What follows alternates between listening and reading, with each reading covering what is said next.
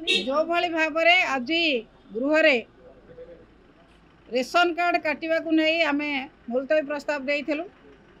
मंत्री जो भाई भाव में विभ्रांतिकर तथ्य दौरान एपटे जिलापाल मानू लिखिदे जी 1,20,000 रु अधिका वार्षिक इनकम होउथिबो जार गाड़ी थी जो परिवार जदि जड़े किए सरकारी चाकरी कर ये सब 7टी क्राइटेरिया जो देकी पठे रेशन कार्ड काटापी किंतु हाउस ठीक मानु ना स्वीकार करूना एपटे कलेक्टर मान दे यही सब ग्राउंड तुम काट ये सरकार दोमुहा नीति को साधारण लोक बुझीगले। साधारण लोक जो भली भाव में आशा करथिले सरकार ठारू से न्याय पाऊना। बर्तमान हजार हजार संख्यार चाउल हिताधिकारी तो रेशन कार्ड हरइबे एवं जो स्वास्थ्य कार्ड मध्य हरइबे से भविष्य में एक जन आंदोलन होबाकू जाउछि।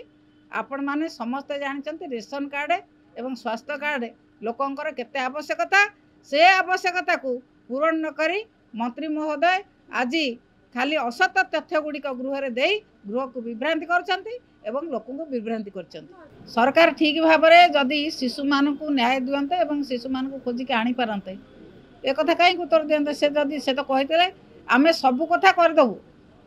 शिशु जो मान निखोज अच्छा केते जन शिशु को आनिले एपर्यंत कौन गोटे शिशु को आणुना एवं तांको कर्मी माने विभिन्न जगार से कार्यक्रम विभिन्न निखोज कार्यक्रम संपृक्त अच्छी बोली से माने कर्मी माने अछंती बोली संपृक्त से एक्शन नहीं पारना। समस्त भरोसा करके अच्छा जो मैंने बेसी खाया आशा कर देखुना खूब अल्प दिने जमा किछि पाइबे पुणी आम पाखु आसबे।